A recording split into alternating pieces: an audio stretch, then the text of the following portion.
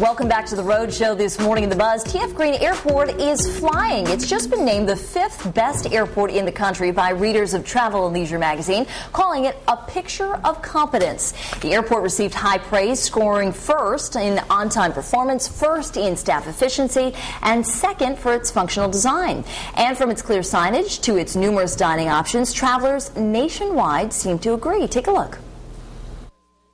So easy to get to park, to leave, to check in, check out. Everything it's really easy. The design is very efficient, and when I was waiting for my friends to arrive, I sat downstairs, and now all the people arrive down there, and you're just right there in the area so you can see them all. The airport is easy to get in and out of, to rent a car.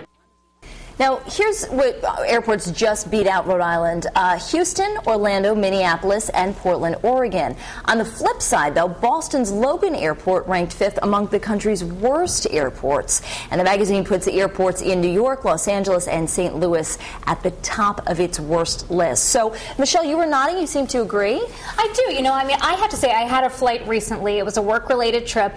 The airport itself can't help the fact that certain flights are going to get canceled, delayed. But I had a woman at the Delta counter who was doing this with all customers, not just me, but she was so good about getting me on a flight, had to book with another airline, made sure my luggage got there. I mean, she was just so attentive to your needs. That's the sort of personal experience I think you're getting at TF Green Airport a lot of times, which maybe does separate it from some of the other larger airports where they just have so many big crowds coming in. And it seemed like those were the large airports that were on that worst list. Absolutely. We were talking about that earlier, what separates a good airport from a bad airport. And customer service is great. I've had flights, traveling a ton last year that were canceled, and just people don't go out of your way to help you out. It's like my goal is to get to my destination. Just help me get there. And, and then I'll be out of your hair. But TF Green, I flew last weekend, and from the time I was dropped off at the curb to the time I got to my gate was honestly 10 minutes, 12 minutes. And you can walk right there. My mom constantly says, you need to leave earlier. And I'm like, no, I don't. Need to. I literally... Not when you live in such a small city. You really from don't leaving need my to. house to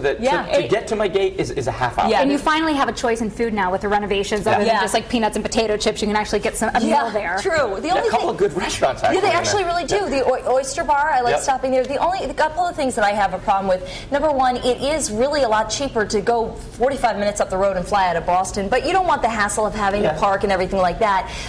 One of my problems with the renovation is that if you want to go to like one of the shops at the airport, you can't get to the shops unless you have a boarding pass.